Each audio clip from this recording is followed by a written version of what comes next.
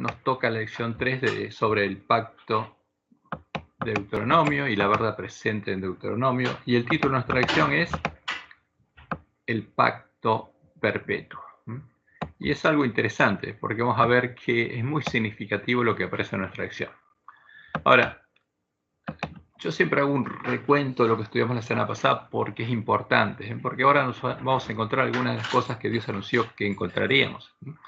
Y la semana pasada estudiamos y vimos que la peregrinación de Israel hasta entrar en la tierra prometida, en Canaán, y la peregrinación del pueblo adventista hasta que en su última generación entrara en el antitipo de Canaán, que es el reino de Dios, ¿no? Que son los lugares asolados por el hombre pecado, que debían ser reedificados, es un camino similar, porque uno es el tipo del otro. Vimos que, como ocurrió con el pueblo de Israel en la frontera de Canaán, en el antitipo de Cades Barnea, el pueblo adventista se negó a entrar en la tierra prometida y esa generación fue dejada en el desierto. Por eso, recién en su última generación, cuando encontrara la puerta abierta, el pueblo adventista empezaría a entrar al reino de Dios y se volvería a encender la luz que se veía en los miembros de la iglesia primitiva, porque el amor de Dios volvería a ser derramado en los corazones de los adventistas que entraran por la puerta estrecha y recorrieran el camino angosto que lleva a la vida. Y esa es la promesa de Dios a su pueblo. Y está registrada aquí en esta cita de Elena White, que está en Testimonios para las Iglesias, página 431. Fíjese que ella dice que Dios llamó a su iglesia como llamó al antiguo Israel. Las separó las iglesias del mundo, como Dios sacó a ese pueblo de Egipto. ¿Para qué? Para darle las grandes verdades de la profecía para este tiempo. Y que como los santos oráculos confinados al antiguo Israel son un sagrado cometido que hace de ser comunicado al mundo, ¿no? Y que los tres ángeles, el mensaje de los tres ángeles, nos representa a nosotros, a los que aceptan la luz del mensaje de Dios y salen como agentes suyos para pregonar las amonestaciones de Dios por toda la anchura y longitud de la tierra. Cristo declara a los que le siguen: sois la luz del mundo. ¿Y por qué? Porque, como ella termina diciendo, porque la promesa es que el amor que Jesús manifestó por las almas de los hombres en el sacrificio que hizo por su redención impulsará a todos los que le sigan, porque las promesas es que el amor de Dios, el amor que Jesús tenía en el corazón, va a estar en nuestros corazones, ¿no? Porque vamos a tener escrita la ley de Dios en la mente y el corazón, vamos a tener el amor de Dios en nuestros corazones, y eso, ¿no? Que es sencillo, y tan sencillo de decir, es el centro del Evangelio. Ese es el objetivo del Evangelio. Ahora, y también vimos que, como Dios le anunció a Jerome Miller en su sueño, en nuestra iglesia habría sido introducida no solamente joyas y monedas falsas, que estarían tapando a las joyas verdaderas, sino también suciedad y basura. Y que habría una mezcla de suciedad y basura, joyas y monedas falsas, que habrían sido puestas sobre las joyas verdaderas y estarían ocultándolas de nuestra vista. Ahora, y eso es lo que nuevamente encontramos en la lección de esta semana. ¿Qué encontramos? Cosas falsas.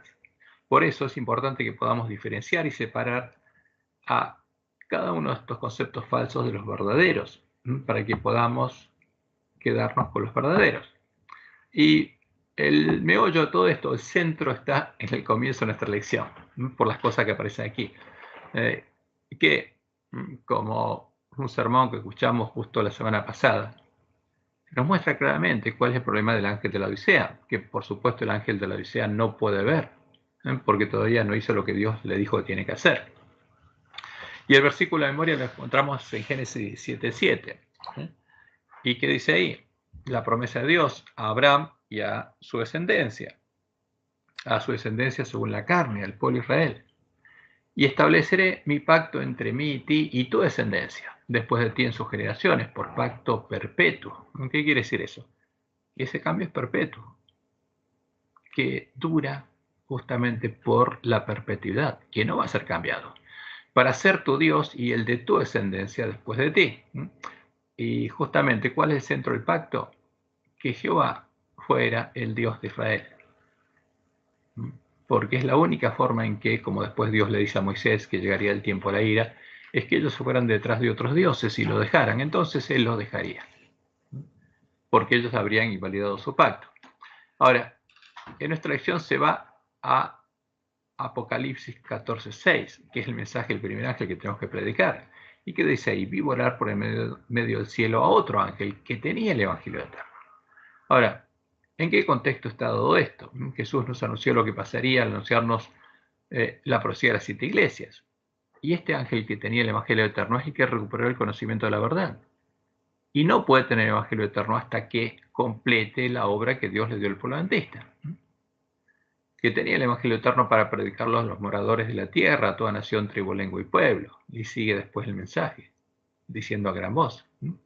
Y el autor de nuestra lección nos dice, observa, es el Evangelio eterno, que siempre existió, por supuesto, porque fue creado antes de la fundación del mundo, que siempre estuvo allí, que se nos prometió en Cristo Jesús desde antes del comienzo del tiempo. Y esto es importante,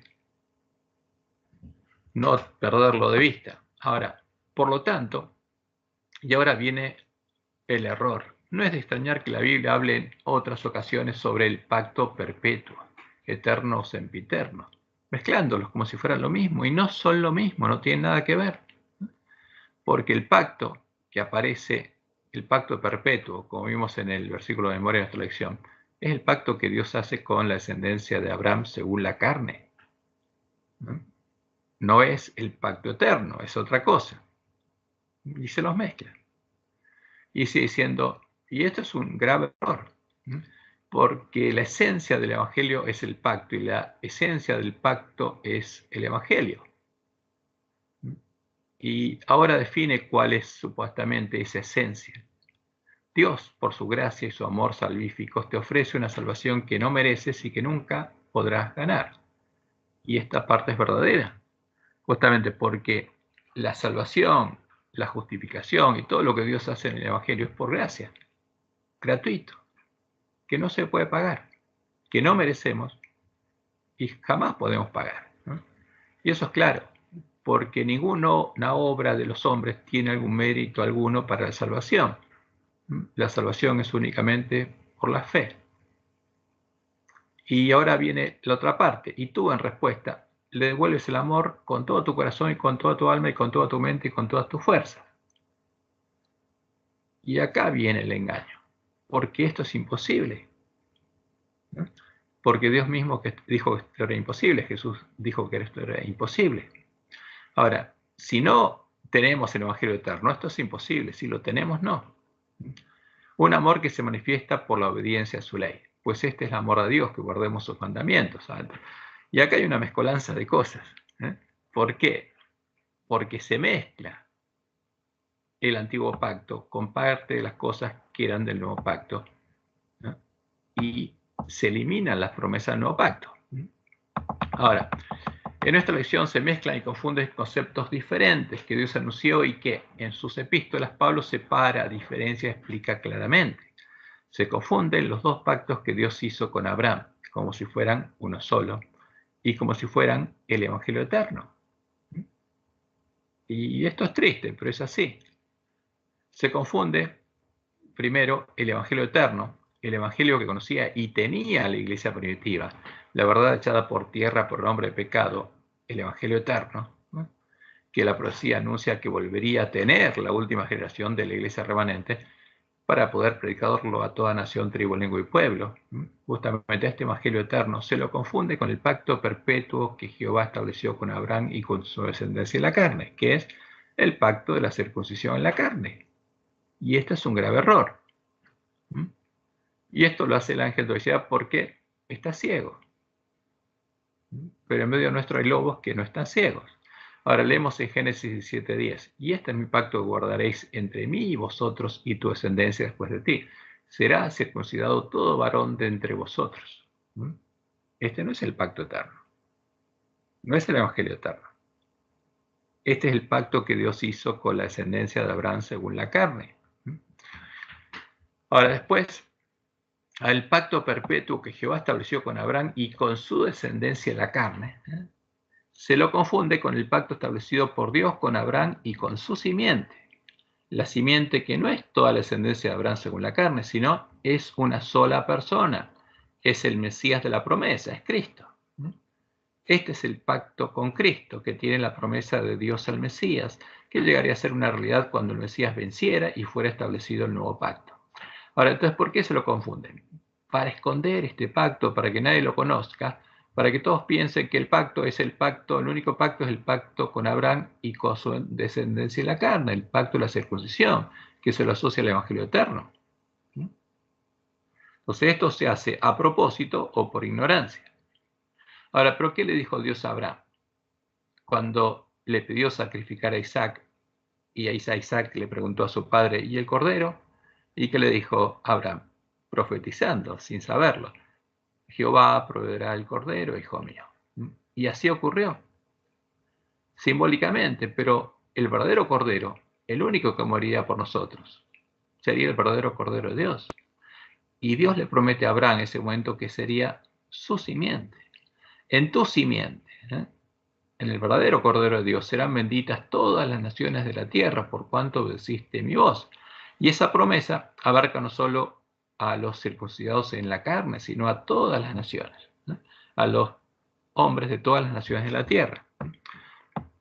Y Pablo lo explica claramente, como leemos en Gálatas 3, 16 y 17. Ahora bien, a Abraham fueron hechas las promesas y a su simiente.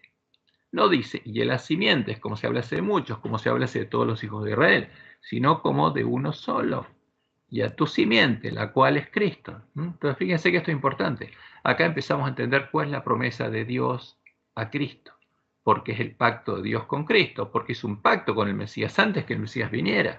Y en ese pacto hay promesas. Esto pues digo, dice Pablo, el pacto previamente ratificado por Dios para con Cristo, con la simiente de Abraham. La ley que vino 430 años después no lo abroga para invalidar la promesa. Y acá separa claramente la ley de Moisés del pacto hecho por Dios con Abraham y con Cristo. Y esta ley, la de Moisés, que vino después, 400 años, 30 años después, no cambia este pacto. No invalida la promesa de Dios a quien, a Cristo. Entonces, por eso esa es la promesa que estaría disponible cuando Él venciera. Y es la que Satanás quiere ocultar. Y también en nuestra lección, el Evangelio eterno se lo confunde con el pacto perpetuo que Jehová estableció con Israel en Sinaí. El pacto reflejado en la ley de Moisés. El pacto que Pablo indica que fue añadido hasta el tiempo en el que viniera la simiente a la que fue hecha la promesa. Porque esta promesa del pacto de Dios con Cristo es la que tenemos que vivir. Y esa es la más importante que tenemos que conocer. Porque ese es el Evangelio eterno. Y leemos en Gálatas 3:19. Entonces, ¿para qué sirve la ley de Moisés? Y dice Pablo, fue añadida. ¿Cuándo? 430 años después, a causa de las transgresiones, porque ese pueblo que vivía en Egipto se había convertido en idólatra. Y fue añadida para ayudar al pueblo de Israel hasta que viniese la simiente a quien fue hecha la promesa. Y esta promesa es muy importante, es la promesa que tenemos que entender. Y fue ordenada por medio de ángeles en manos de un mediador. Ahora, ¿qué pasaría cuando viniera esa promesa? ¿Cuál es esa promesa? Es tan importante. Que es más importante que lo que Dios le dio a Israel por medio de la ley de Moisés, que fue una ayuda para ellos hasta que viniera el tiempo y recibieran esta promesa. Y esa es la promesa importante que tenemos que conocer.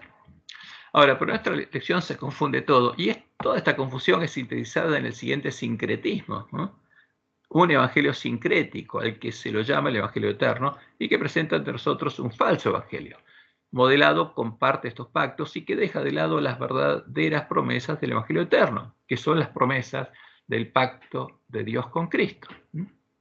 Y leemos de vuelta lo que dice nuestra lección. Dios, por su gracia y amor salvíficos, te ofrece una salvación que no mereces y que nunca podrás ganar. Y tú en respuesta le devuelves el amor.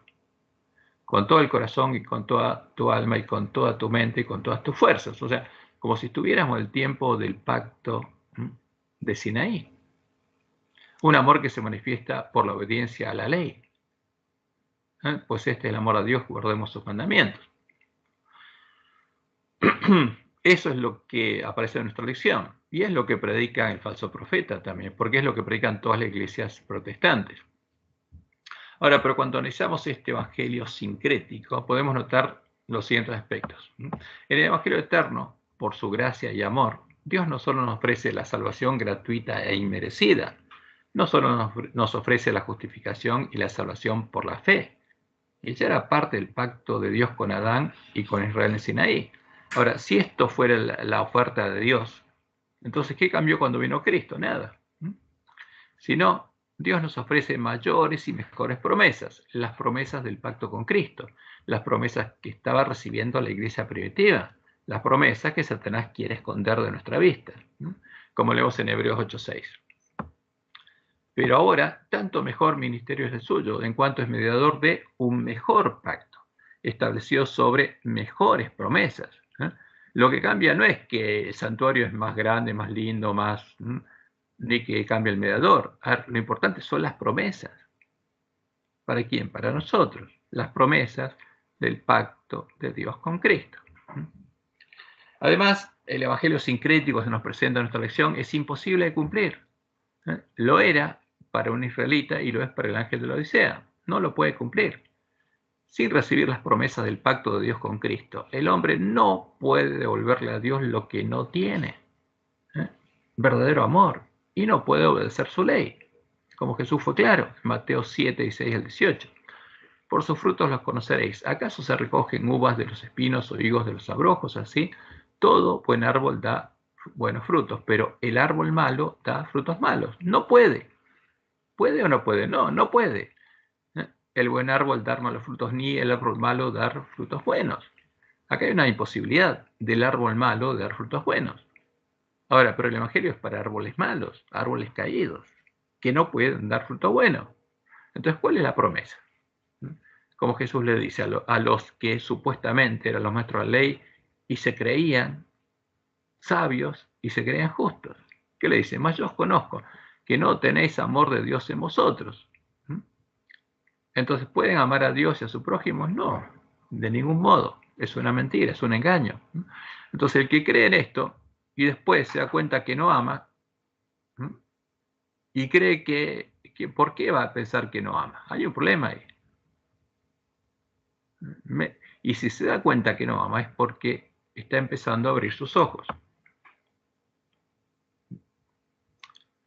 Si alguien cree que puede amar a Dios y a sus hermanos y guardar los mandamientos de Dios, es porque, como el ángel de la Odisea, tiene sus ojos cerrados y no conoce la verdad. Por eso hay impotencia de los hombres caídos de guardar la ley moral, de amar a Dios y amar a sus hermanos. Dios le había dado a Adán y a su descendencia la ley de la gracia, que también está reflejada en la ley de Moisés, y le había empezado a anunciar las promesas del pacto con Cristo. Ahora, estos sucesivos pactos que Dios hizo con los hombres son parte del desarrollo del plan de redención, en cumplimiento de las promesas del Evangelio eterno. En el estudio de esta semana empezaremos a separar, diferenciar e identificar estos conceptos, usando las palabras de los dos testigos que Dios nos dejó, buscando llegar a tener el Evangelio eterno, la verdad echada por tierra por el hombre de pecado. Porque es la promesa, vi volar por medio del cielo otro ángel que tenía el Evangelio eterno, y esa es la novedad.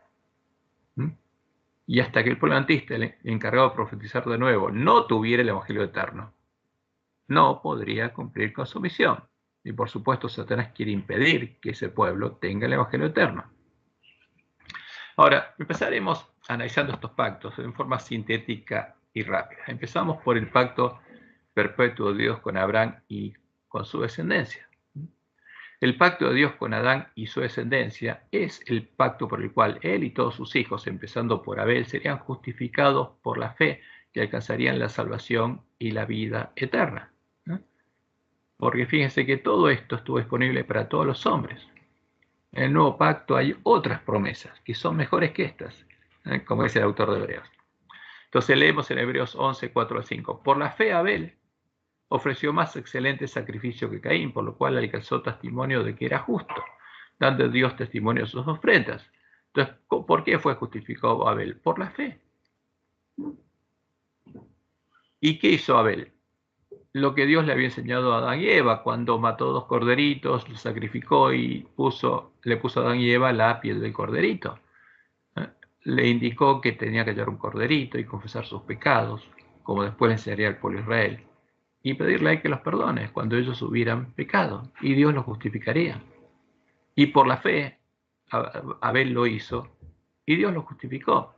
Y lo mismo pasó con Enoc. Por la fe Enoc fue puesto para no ver la muerte, y no fue hallado. porque lo traspuso Dios, y antes de que fuese traspuesto, tuvo testimonio de haber agradado a Dios. Ahora, y no solo eso, a Adán y Eva también les fue anunciada la venida y triunfo del Mesías, el primer hombre que vencería al dragón y a su simiente, a sus hijos, porque Satanás también tendría hijos. El primer hombre que llegaría a ser vencedor, el primer hijo de la mujer vestida de sol, que aparece en Apocalipsis 12. El primogénito de los hijos de la mujer vestida de sol, porque él tendría hermanos, que llegaría justamente, y por eso llegaría a ser el primogénito entre muchos hermanos. Y esa es la promesa. Como leemos en Génesis 3:15, y pondré enemistad entre ti y la mujer, le dijo Dios a la serpiente. ¿Entre qué mujer? Una mujer simbólica. Y entre tu simiente, entre los hijos de Satanás y la simiente suya, porque habría una mujer que tendría hijos. ¿Y cuándo esa mujer empezó a tener hijos? El primero fue Jesús, porque esa es la promesa del nuevo pacto. Esta, la simiente de la mujer, te herirá en la cabeza y tú le herirás en el calcañar. Entonces esa promesa Dios se la hizo a Abraham, y después Dios llamó a Adán, y después del diluvio Dios llamó a Abraham e hizo un pacto con él. Y ese pacto, que es perpetuo, no es el Evangelio eterno, pero es parte del desarrollo del Evangelio eterno. El pacto de Dios con la descendencia de Abraham según la carne es el pacto de la circuncisión, el pacto que es perpetuo y que no fue anulado cuando Dios estableció el nuevo pacto, como algunos enseñan. Y en Génesis 17 leemos, era Abraham de edad de 99 años cuando le apareció Jehová y le dijo, yo soy el Dios Todopoderoso, anda delante de mí y sé perfecto, y pondré mi pacto entre mí y ti, y te multiplicaré en gran manera. Entonces Abraham se postró sobre su rostro, y Dios habló con él diciendo, he aquí, mi pacto es contigo, y serás padre de muchedumbres de gentes. Porque este es el pacto de Dios con Abraham y su simiente. Y no su simiente, su descendencia. Y no se llamará más tu nombre Abraham, sino será tu nombre Abraham, porque te he puesto por padre de muchedumbres de gentes. Y te multiplicaré en gran manera y haré naciones de ti y reyes saldrán de ti. Y estableceré mi pacto entre mí y ti, este es el versículo de memoria, y tu descendencia después de ti en sus generaciones por pacto perpetuo, para ser tu Dios y el de tu descendencia después de ti.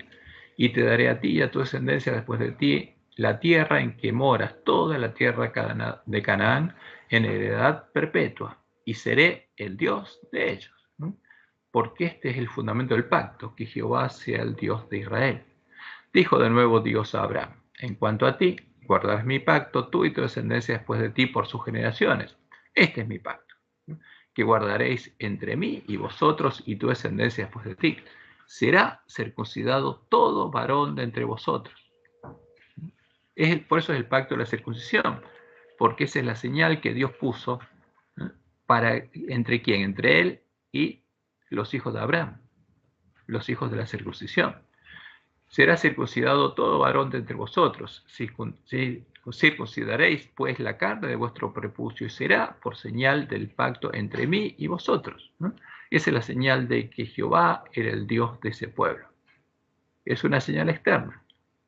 Y de edad de 8 días será circuncidado todo varón entre vosotros por vuestras generaciones, el nacido en casa y el comprado por dinero a cualquier extranjero que no fuere de tu linaje. Debe ser circuncidado el nacido en tu casa y el comprado por tu dinero. Y estará mi pacto en vuestra carne por pacto perpetuo, o sea, para siempre. La circuncisión es para siempre. Y el varón incircunciso, el que no hubiere circuncidado la carne, su prepucio, aquella persona será cortada de su pueblo. Ha violado mi pacto. Porque esa es la señal de consagración ¿a quién? A Dios, de que Jehová es el Dios de Israel. El pacto de la circuncisión, establecido por Jehová con la descendencia de Abraham, estaría vigente mientras Jehová siguiera siendo el Dios de su descendencia, y ellos se circuncidarán en la carne, como señal de aceptación del pacto. Estas condiciones también son parte de la ley de Moisés, el pacto que Dios estableció con la descendencia de Abraham, el pueblo de Israel en Sinaí, y siguen siendo perpetuas. No fueron invalidadas ni cambiadas cuando llegó el tiempo y Dios estableció el nuevo pacto con la descendencia de Abraham y lo extendió a los hombres de todas las naciones de la tierra, como Pablo lo explica, y por cuya causa Él mismo circuncidó a Timoteo. El pacto de la circuncisión sigue vigente para la descendencia de Abraham según la carne. Dios sigue siendo fiel a sus palabras. Dios no cambió ese pacto. Ese pacto sigue vigente. Y leemos en Hechos 16, 1 al 3. Después llegó a Derbe y a Listra, quien Pablo, y aquí había allí un cierto discípulo Timoteo, hijo de una mujer judía creyente, pero de padre griego. Versículos 7 y 10. A ver. En Deuteronomio, sí es el mismo. Perdón, en Génesis. Vamos a la Biblia. Génesis 17, 1 al 14. Vamos a buscar acá. Sí.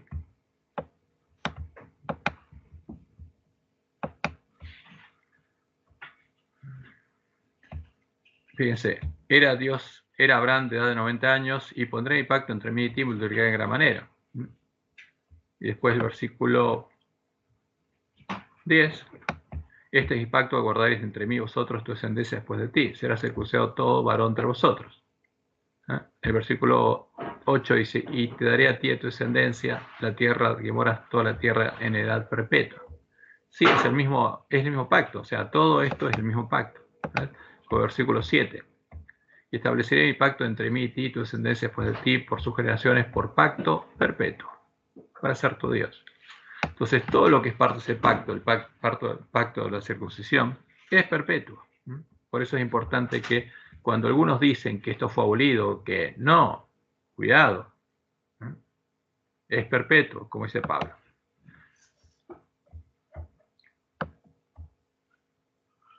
Entonces, ¿qué hizo Pablo cuando encontró a Timoteo, hijo de una madre judía creyente y por lo tanto judío de nacimiento, aunque su padre era griego? Lo circuncidó. ¿Para qué? Para que guardara la ley y para que, para que los judíos vieran también qué cosa, lo recibieran, porque tenía que guardar la ley. Y por eso Pablo explicaba claramente que la ley no había cambiado para los judíos. Lo que había cambiado es que había una nueva etapa y había un mejor pacto. Pero eso no implicaba anular lo que establecía la ley para la nación judía. Entonces leemos en Romanos 3, 1 al 4. ¿Qué dice Pablo? ¿Qué ventaja tiene pues el judío? ¿O de qué aprovecha la circuncisión? Porque los judíos se tenían que seguir circuncidando porque ese pacto era perpetuo. ¿Y qué responde Pablo? Mucho, en todas maneras. Aprovechar la circuncisión, dice, sí, mucho, en todas maneras. Porque en ese pacto de Dios con el pueblo judío hay muchas leyes que son de ayuda para el pueblo. Incluso el pueblo antista, Dios le mostró que las leyes de alimentación eran una bendición para su pueblo. No solo la circuncisión, por la cual digamos, las mujeres judías se libraban de muchas enfermedades. Por ejemplo, no tenían cáncer de útero y otras enfermedades, digamos, que se contagiaban la gente en ese tiempo. Entonces Pablo dice, ¿de qué aprovecha la circuncisión? Mucho, en todas maneras. Primero, ciertamente, que les ha sido confiada la palabra de Dios aquí al pueblo judío, y gracias a eso tenemos el Antiguo Testamento, que no fue corrompido por Roma. Pues que, si alguno de ellos han sido incrédulos, ¿su incredulidad habrá hecho nula la fidelidad de Dios? Dios dijo que hacía un pacto perpetuo. Entonces, si alguno es infiel, ese es quitado el pacto, como Dios dijo, pero el resto no. ¿Su incredulidad habrá hecho nula la fidelidad de Dios? De ninguna manera, dice Pablo. Antes bien sea Dios veraz y todo hombre mentiroso, como está escrito, para que seas justificado en tus palabras y venzas cuando fueres juzgado. Porque cuando Dios dice que algo es perpetuo, es perpetuo. ¿Podían hacerse judíos los otros cristianos? Sí, aunque no era necesario que lo hicieran para recibir las promesas del nuevo pacto. Si querían, podían circuncidarse y hacerse judíos según la carne, cambiando de nacionalidad, haciéndose parte de la nación judía. Pero en ese caso, como dice Pablo, debían guardar todas las ordenanzas de la ley como las debía guardar un judío según la carne, como leemos en Gálatas 5:3. Y otra vez testifico a todo hombre que se circuncida, que está obligado a guardar toda la ley. Porque Dios no la cambió. Cuidado, decía. ¿Y Pablo era judío circuncidado? Sí. ¿Y guardaba la ley? Por supuesto. Pablo y los judíos cristianos seguían guardando las ordenanzas de la ley de Moisés, que no se habían cumplido con la venida y la muerte del Mesías, ya que estas eran figura y sombra de las cosas que serían establecidas en el nuevo pacto, cuando viniera el Mesías. Ahora, pero vamos al centro de todo, el pacto de Dios con Abraham y con Cristo. El pacto, porque esto es lo que tenemos que entender. El pacto del Sinaí, en el pacto de Sinaí, Dios le dio a su pueblo la ley de Moisés, las ordenanzas y leyes que le estableció para todo Israel. En esa ley había dos componentes especiales. Primero, la ley moral, los mandamientos, los 10 mandamientos, que ellos no podían cumplir porque tenían escrita otra ley en la mente y en el corazón, y que se sintetizaba del siguiente modo: amarás a Jehová tu Dios con todo tu corazón y de toda tu alma y con todas tus fuerzas. Deuteronomio 6:5.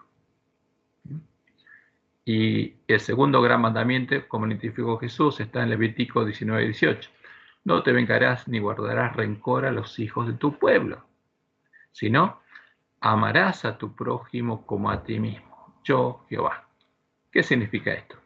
Que en vez de vengarse, tendría que perdonar a sus prójimos, ¿no? Y amarlos como ellos mismos.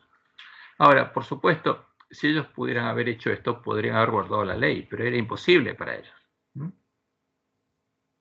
Y como ellos no podían guardarlos, Dios les dio la ley y la gracia. Juntamente con la ley les dio la gracia. Porque la segunda parte es la ley de la gracia, a la que debían acudir con fe, cuando la ley moral les mostrara sus pecados.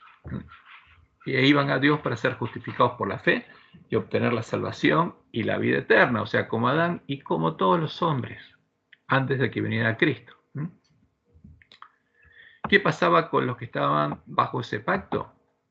A pesar de ser continuamente justificados y recibir la promesa de la salvación y la vida eterna, durante toda su vida seguían siendo esclavos del pecado y debían acudir continuamente a Dios, haciendo uso de la ley de la gracia, para que Él los limpiara de la culpa de sus pecados y cargara en su santuario esa culpa, haciéndose responsable de pagar por ellos, como leemos en Isaías 43, del 23 al 25. Entonces, ¿qué le dice Jehová a su pueblo?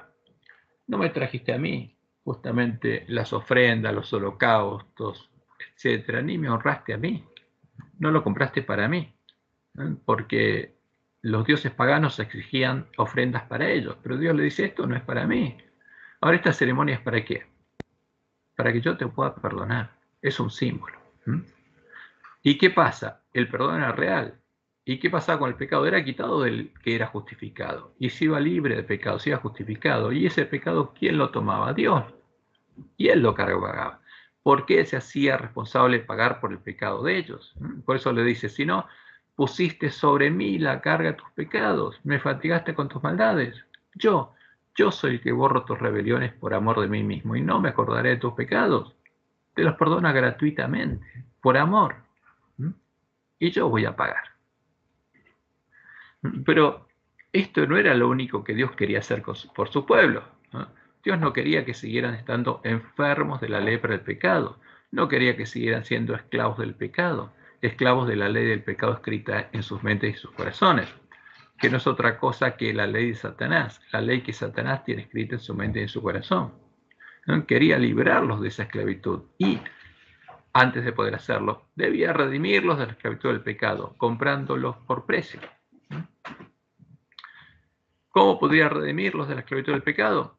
Lo que nos muestra el plan de redención es que la única posibilidad de redimir a la descendencia de Adán es que hubiera un hombre como nosotros, una oveja, un hijo de Adán, que fuera nuestro hermano en la carne y no pecara, que venciera el pecado de la carne, para que, siendo un cordero adulto y sin mancha, en el cual Satanás no tuviera nada que reclamar como propio, que mereciera vivir, y siendo libre de la esclavitud del pecado, por amor a nosotros, justamente, Él decidiera tomar nuestro lugar y morir en nuestro lugar, simbólicamente en medio de la gran ciudad del dragón, que se llama Babilonia, Sodoma y Egipto. Eso lo tenía que pasar. Alguien tenía que intercambiarnos el lugar, alguien que mereciera vivir. Por amor a nosotros, para nosotros viviéramos, tendría que ofrecernos tomar nuestro lugar para que nosotros pudiéramos tomar el lugar de Él.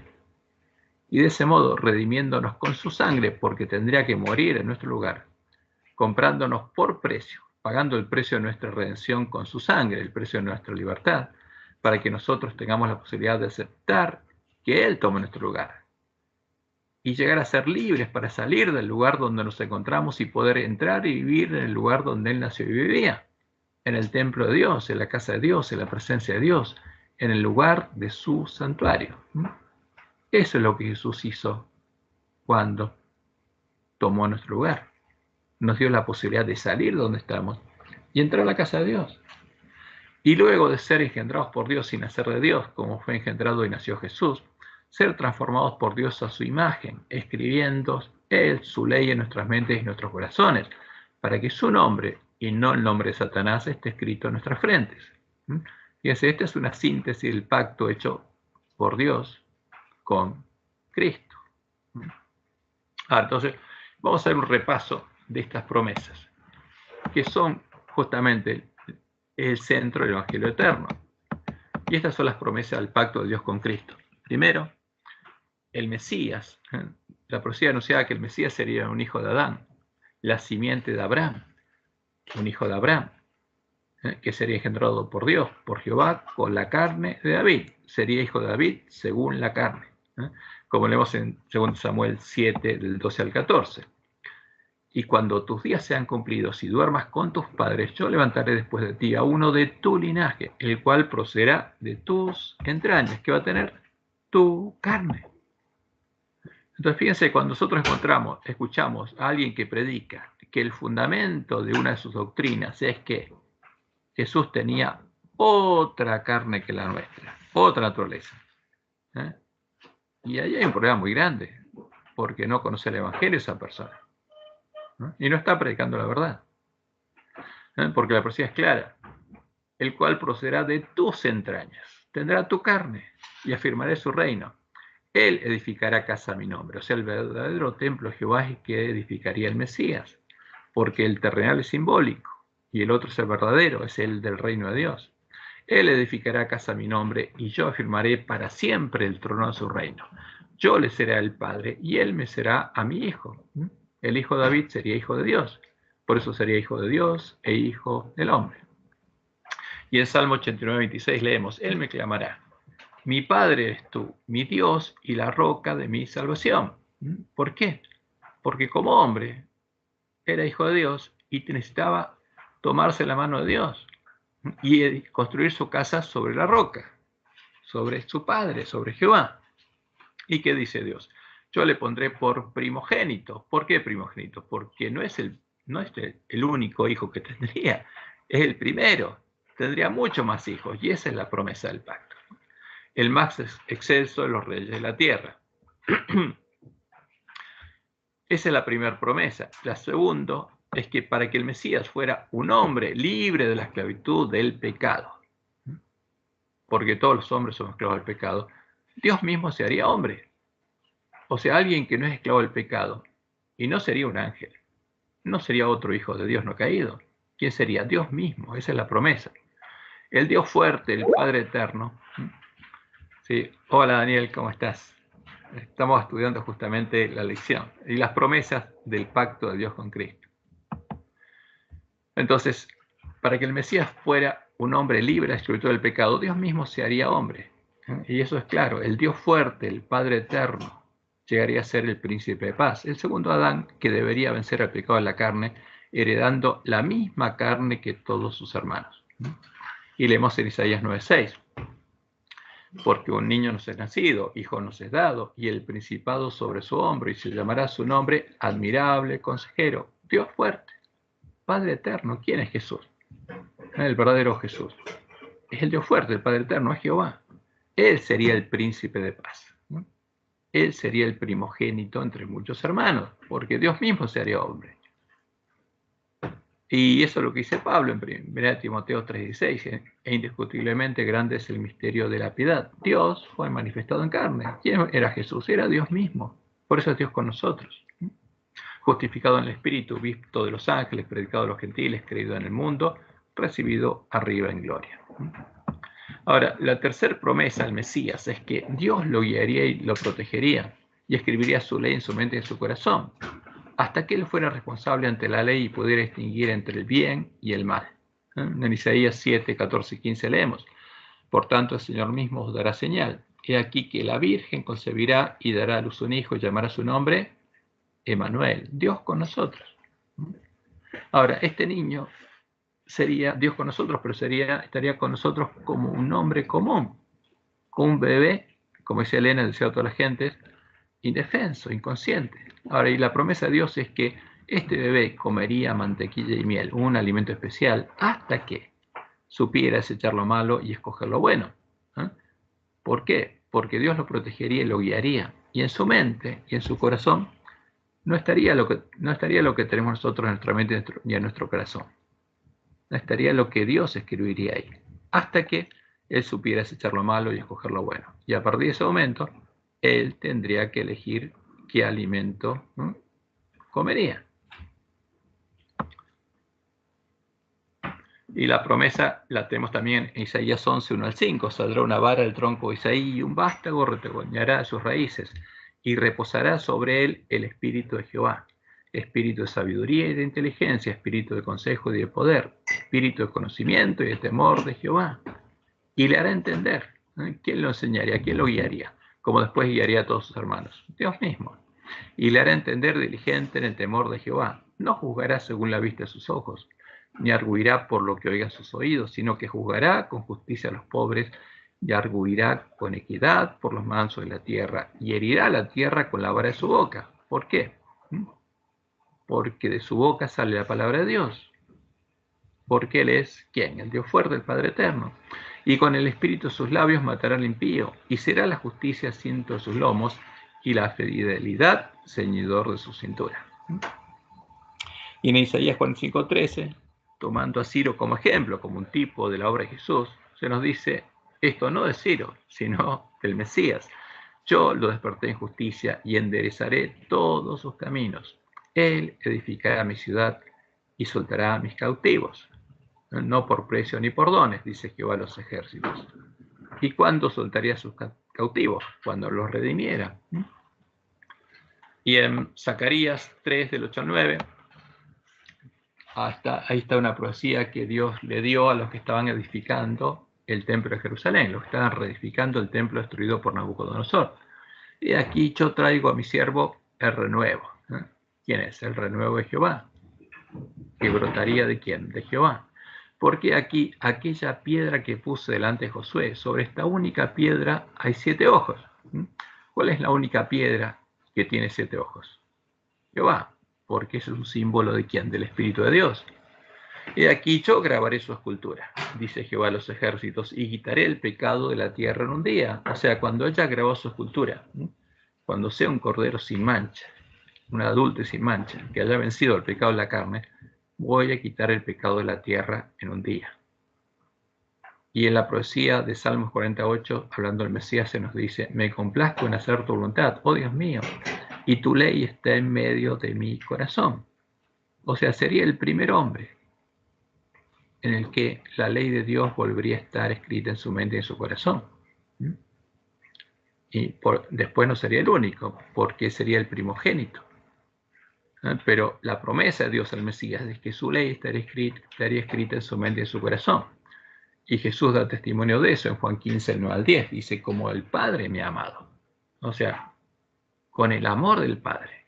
Así también yo os he amado. ¿Qué quiere decir? Que el amor de Dios estaba en el corazón de Él. Que Él tenía escrita la ley de Dios en la mente y en el corazón.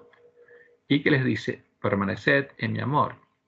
Yo he guardado los mandamientos de mi Padre. ¿Por qué? Porque la ley de Dios está escrita en mi mente y en mi corazón. Y permanezco en su amor. Ahora, ese es el testimonio de Jesús. Es el fruto de la fe de Jesús. Y como Jesús se lo explicara a sus hermanos, el que tuviera su fe podría seguir sus pisadas y llegaría a tener el mismo testimonio que él, porque esa es la promesa del pacto de Dios con Cristo. Ahora, ¿qué otra promesa hay en ese pacto? Luego, por la fe en las promesas de su Padre, las promesas que luego serían extendidas a nosotros, Él debería vencer al pecado en la carne, manteniéndose sin mancha de pecado hasta llegar a ser el primer vencedor, la primera simiente de la mujer que vencería al dragón y a su simiente, para llegar a ser el Cordero de Dios que quita el pecado del mundo. Y como leemos en Isaías 50, el 4 al 7, en la profecía anunciada aquí, estas serían las palabras de Jesús. Jehová el Señor me dio lengua de sabios para saber hablar palabras al cansado. Despertará mañana tras mañana, despertará mi oído para que oiga como los sabios. Jehová el Señor me abrió el oído, y yo no fui rebelde ni me volví atrás. ¿Por qué? Porque dice, Jehová el Señor me hizo entender la profecía y entendí lo que iba a pasar. Y yo no fui rebelde ni me volví atrás. Aunque oró a su padre, si es posible, ¿hay otro camino? No, no hay. ¿Y qué hizo él? Di mi cuerpo a los heridores y mis mejillas a los que me mesaban la barba. No escondí mi rostro de injurias y disputos, porque Jehová el Señor me ayudará. Por tanto, no me avergoncé. Por eso puse mi rostro como un pedernal y sé que no seré avergonzado. Y en Isaías 53 estaba anunciado lo que él tendría que hacer. Todos nosotros nos descarriamos como ovejas. Cada cual se apartó por su camino, mas Jehová cargó en él el pecado de todos nosotros. O sea, él tomó nuestro lugar y cargó nuestros pecados. Angustiado él y afligido, no abrió su boca. Como cordero fue llevado al matadero y como oveja delante de sus trasquiladores, enmudeció y no abrió su boca. Por cárcel y por juicio fue quitado, y su generación, ¿quién la contará? Porque fue cortado de la tierra viviente, o sea, murió. Y por la rebelión de mi pueblo fue herido, por nuestros pecados. Y se dispuso con los impíos su sepultura, mas con los ricos fue su muerte, aunque nunca hizo maldad, ni hubo engaño en su boca. Entonces un cordero sin mancha que tomara nuestro lugar para que nosotros pudiéramos tomar el lugar de él. Él era libre de la esclavitud del pecado. Y murió en nuestro lugar para que nosotros pudiéramos tomar su lugar, libres de la esclavitud del pecado, siendo libres. Y finalmente, cuando por el gozo puesto delante de él, cuando por amor a sus hermanos, el Mesías hubiera puesto su vida en expiación por nuestros pecados, pagando el precio de nuestra redención de la esclavitud del pecado, la promesa del pacto de Dios con Cristo sería realidad. ¿Y cuál era la promesa del pacto de Dios con Cristo? Es que él vería el linaje, vería el fruto de la aflicción de su alma, porque Dios empezaría a engendrar de nuevo como sus hijos y hermanos de Jesús, como el primogénito entre muchos hermanos, a los que oyeran y creyeran al Evangelio del Reino de Dios y abrazaran su pacto. Porque Jesús tendría hermanos. Como leemos en Isaías 53, del 10 al 12. Con todo esto, Jehová quiso quebrantarlo sujetándole a padecimiento, cuando haya puesto su vida en expiación por el pecado, porque tenía que ponerla voluntariamente. Verá linaje. Habría un nuevo linaje. Por eso es el primer Adán, el segundo Adán. Vivirá por largos días. Y la voluntad de Jehová será en su mano prosperada. Verá el fruto de la aflicción de su alma y quedará satisfecho. O sea, ¿por qué murió Jesús? Por amor a sus hermanos. ¿Y cómo los vería? Vería lo que Dios haría en ellos, la promesa. Vería el fruto de la aflicción de su alma y quedaría satisfecho. Por su conocimiento justificará a mi siervo justo a muchos y llevará las iniquidades de ellos. Por tanto, yo le daré parte con los grandes y con los fuertes repartirá despojos, por cuanto derramó su vida hasta la muerte y fue contado con los pecadores, habiendo él llevado el pecado de muchos y orado por los transgresores. Como dice el autor de Hebreos, en Hebreos 5, 7 al 10. Y Cristo en los días de su carne, ofreciendo ruegos y súplicas con gran clamor y lágrimas al que le podía librar de la muerte, fue oído a causa de su temor reverente. Y aunque era hijo, por lo que padeció, aprendió la obediencia. Y habiendo sido perfeccionado, vino a ser autor de eterna salvación para todos los que le obedecen. Y fue declarado por Dios sumo sacerdote según el orden de Melquisedec. Y en Hebreos 12, 1 y 2 leemos, por tanto, nosotros también. ¿Por qué? Porque él abrió un camino que nosotros podemos seguir. Porque, como dice el autor de Hebreos, se abrió un camino nuevo y vivo. Por tanto, nosotros también, teniendo en derredor nuestro tan grande nube de testigos, despojémonos de todo peso y del pecado que nos asedia. Ahora, ¿podemos despojarnos del pecado? ¿Podemos ser libres del pecado? Sí, porque Cristo pagó el precio de nuestra libertad de la esclavitud del pecado. ¿Mm? Y corramos con paciencia la carrera que tenemos por delante, puestos los ojos en Jesús, el autor y consumador de la fe, el cual por el gozo puesto delante de él sufrió la cruz. O sea, ¿por qué murió Jesús? Por el gozo puesto delante de él, que es la promesa del pacto de Dios con Cristo. Menospreciando el oprobio, se sentó a la diestra del trono de Dios. ¿Y qué pasó entonces?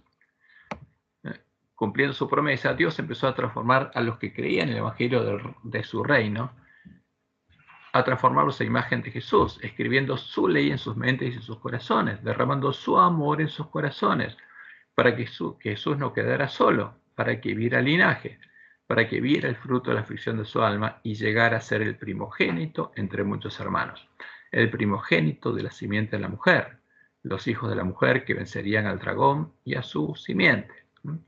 Porque ese es el fruto del pacto, esa es la promesa de Dios a Jesús. Como leemos en Juan 1, del 10 al 12. En el mundo estaba y el mundo por él fue hecho, pero el mundo no le conoció. A los suyos vino y los suyos no le recibieron. Mas a todos los que le recibieron, a los que creen en su nombre, a los que creen que Él es quien, el Dios fuerte, el Padre eterno, les dio potestad de ser hechos hijos de Dios, los cuales no son engendrados de sangre, ni de voluntad de carne, ni de voluntad de varón, sino de Dios. O sea, hay un nuevo nacimiento. El esclavo del pecado sale donde está, del reino de Satanás, para entrar a la casa de Dios, al lugar donde vivía Jesús, para que Jehová lo engendre de nuevo para nacer de Dios. Y para que Dios empiece a hacer en él la obra que prometió. ¿Sí? Una cosita. Hay un agregado, ¿verdad? Porque dice, en el mundo estaba y el mundo por él fue hecho. Ahí es como que ahí metieron la mano, ¿no? No, ¿quién es Ahí Jesús? está, ¿No es Jehová? está ¿No hizo bien, en pero 6 de la días forma... Jehová los cielos y la tierra? Jesús Sí, no no, es estamos de el acuerdo. Dios hecho hombre. Bueno, pero este versículo lo utilizan para argumentar precisamente que Jesús es el que hizo las cosas. Está bien, A pero ver, la cuestión es la siguiente. Lo utilizan mal este versículo. Ahora, si usan Juan 1, 1 al 3, o Hebreos 1, 1 al 3, está bien, ahí... es otra cosa. Pero Jesús, ¿quién es? Bueno, ¿No es Jehová? Cuando vengan las no, nubes sí. en los cielos. Sí, sí. Cristian, yo estoy hace rato que estoy buscando dónde han metido la mano bueno, el hombre de pecado, que una de las cosas que hizo fue precisamente transformar la palabra de Dios en cadáveres. Entonces, esto me suena porque es más, lo han argumentado para decirme, ves que acá Jesús dice bien clarito que fue el que hizo el mundo hecho por él. Entonces, El yo verdadero tengo Jesús, claro que Ricardo, el es verdadero Jehová. Jesús, ¿quién es? Es Jehová. ¿Es el creador o no? Obvio. Es el Dios fuerte, el Padre Sí, eterno. El falso también se atribuye esto. Pero lo importante es que los que creen su nombre saben que Él es Jehová el Señor. ¿Quién cree en su nombre? El que sabe, como dice Pablo en Romanos 10, que confiesa que Jesucristo es Jehová el Señor,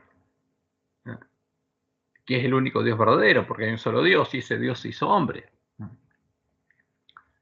Entonces el que cree que Jesús es Jehová y que por amor a nosotros Él se hizo hombre, se hizo cordero, para pagar nuestros pecados, y como hombre nos redimió por amor a nosotros, y que de ese modo nos dio la potestad de ser hechos hijos de Dios, y creemos al Evangelio, y si creemos al Evangelio y clamamos a Dios, y Dios va a cumplir su promesa, porque la estaba cumpliendo con los miembros de la iglesia primitiva. Por eso Pablo dice en Romanos 8, 28 en adelante, y sabemos que a los que aman a Dios, todas las cosas les ayudan a bien. Esto es, a los que conforme a su propósito son llamados. Porque esta es la promesa del pacto con Cristo, porque a los que antes conoció también los predestinó para que fuesen hechos conforme a la imagen de su Hijo. O sea, ese es el pacto. ¿Por qué Jesús vería el linaje? Porque Dios le había prometido que a sus hermanos los transformaría a su imagen. ¿Cómo? Escribiendo su ley en la mente y el corazón de ellos. O sea, donde tenía escrita la ley del pecado, él volvería a escribir su ley.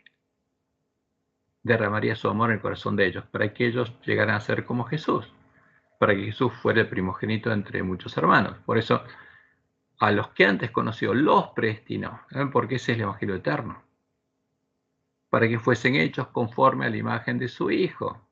Esa es la obra de restauración del Evangelio eterno, para que sea el primogénito entre muchos hermanos. Y a los que predestinó, a estos también llamó. Y a los que llamó, a estos también justificó. Porque ¿quién es el que perdona? Dios es el que perdona. ¿El santuario quién perdona? Dios. El sacerdote que hace, intercede, no perdona. Y a los que justificó, estos también glorificó. Ahora, los hizo nacer de él y los transformó a la imagen de Jesús. Eso es lo que estaba haciendo. Como leemos en Jeremías 31, 33 al 34. Porque Dios prometió hacer algo nuevo en ese nuevo pacto, cuando lo circuncidara en el corazón. Daré mi ley en su mente y la escribiré en su corazón. Y yo seré ellos por Dios y ellos me serán por pueblo. Y no enseñará más ninguno a su prójimo ni ninguno a su hermano diciendo, conoce a Jehová, porque todos me conocerán. Van a conocer lo que Dios tiene escrito en la mente y el corazón, porque lo van a tener escrito en la mente y el corazón. Y van a saber lo que Jesús tenía escrito en la mente y el corazón. Y esa es la promesa también que vemos en Ezequiel 36. Esparciré sobre vosotros agua limpia y seréis limpiados. ¿De qué nos tiene que limpiar?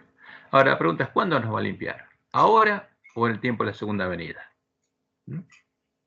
Según la falsa doctrina, que es la que creó Roma, el pecado está en la naturaleza inmutable del hombre, y hasta que Dios le cambie su naturaleza en la segunda venida, seguirá siendo un hombre pecador. Pero eso es negar el Evangelio.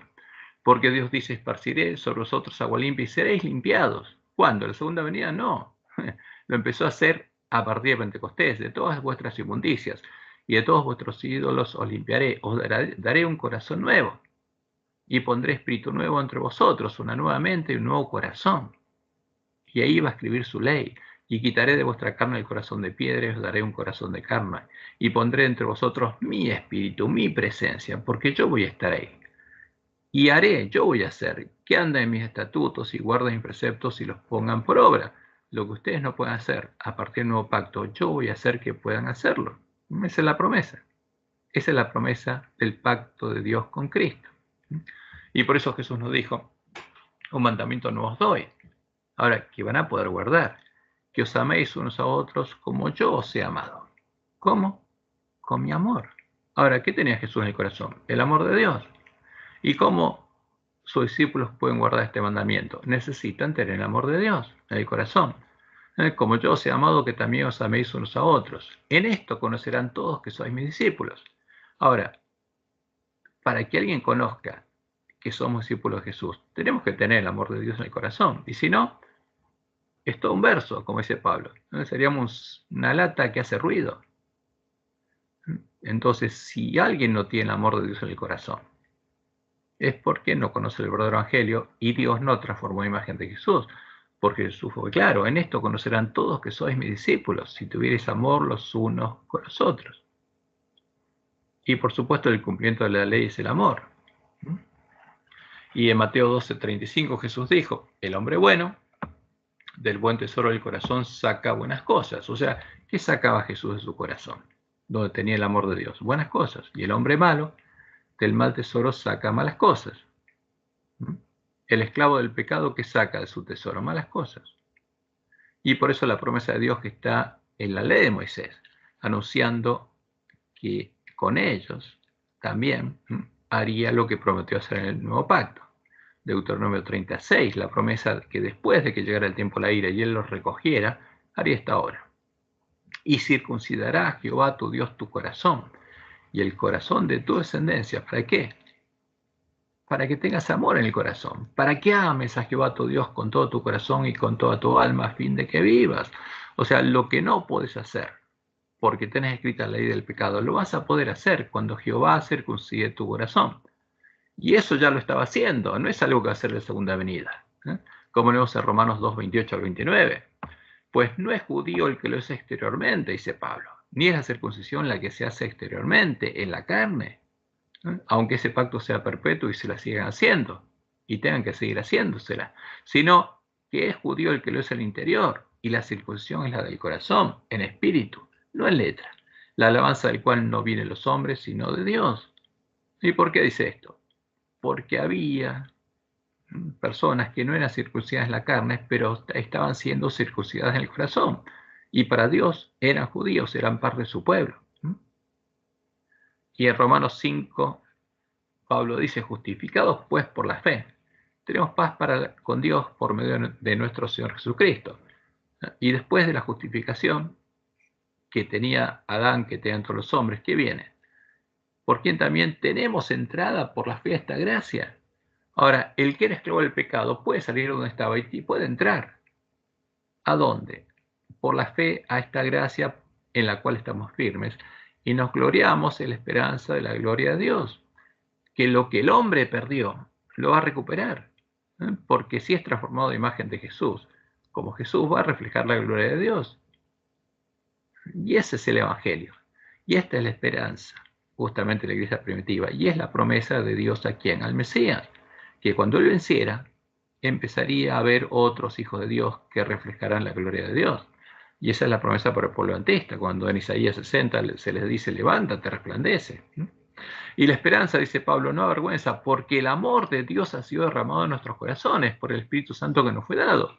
O sea, ¿qué dice Pablo que tenía el corazón? ¿Qué estaba derramando Dios en su corazón? Su amor. El amor que tenía Jesús en su corazón. Y esa era una realidad. Y por eso esa iglesia brillaba y era una luz que no se podía esconder. Y por eso Satanás la perseguía para echar por tierra justamente a ese pueblo que era el lugar santuario de Dios y la verdad. Y para poder echar por tierra la verdad. Y sigue diciendo Pablo en Gálatas 5:6, porque en Cristo Jesús ni la circuncisión vale algo, ni la incircuncisión, sino la fe que obra por el amor. ¿Qué amor? El amor de Dios que ha sido derramado en nuestros corazones. Porque si alguien tiene un buen tesoro en el corazón, ¿qué va a sacar de ahí? Buenas obras. Obras de amor, como Jesús.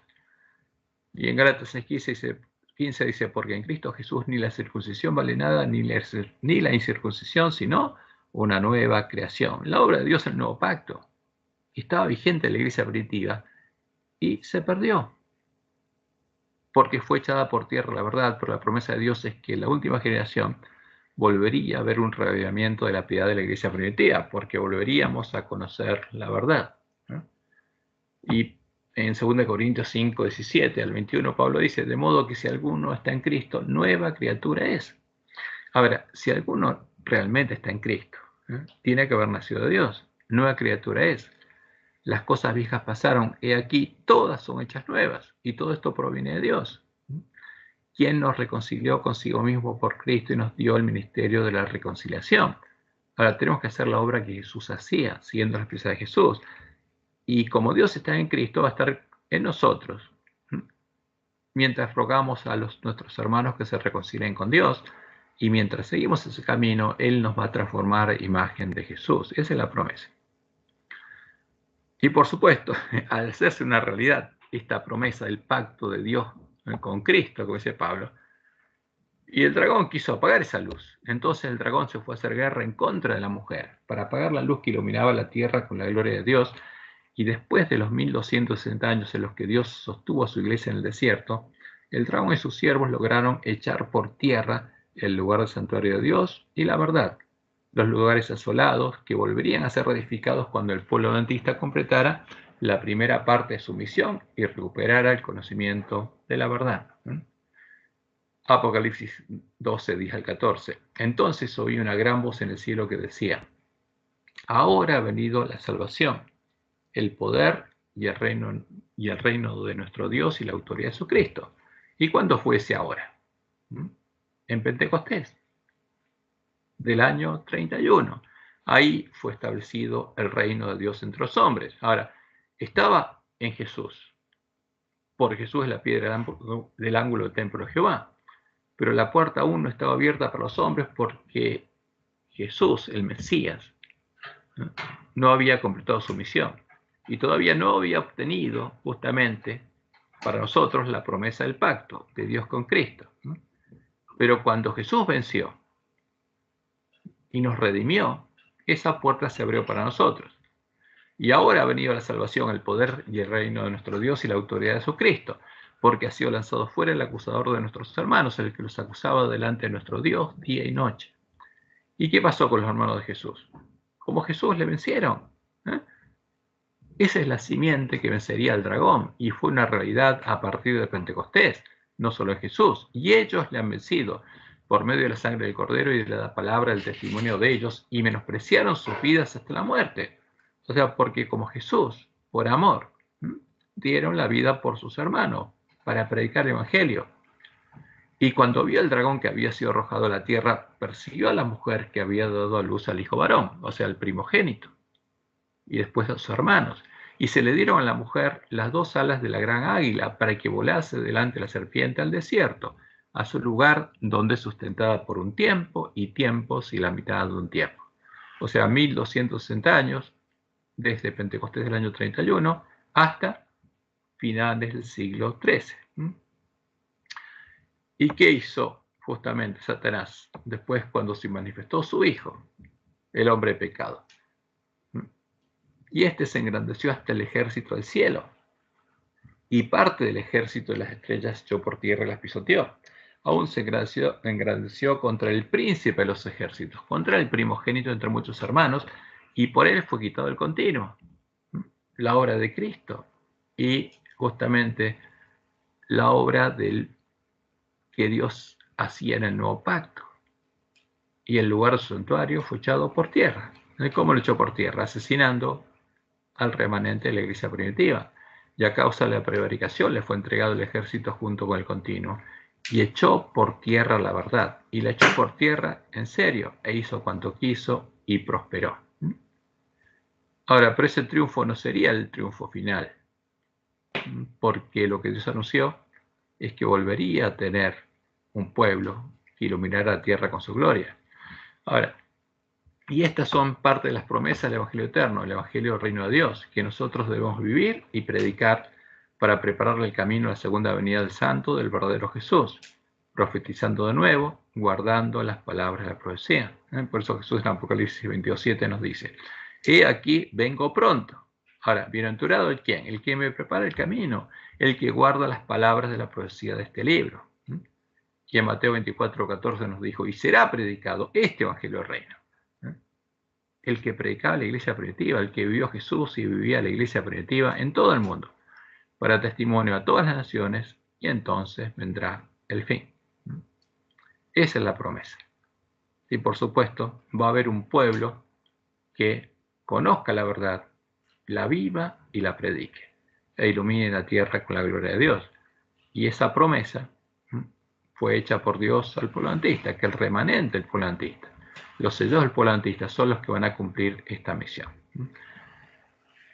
Bueno, esta es nuestra lección y por supuesto les deseo que Jehová los bendiga y los guarde y los guíe a toda verdad y que tengan un hermoso y feliz sábado.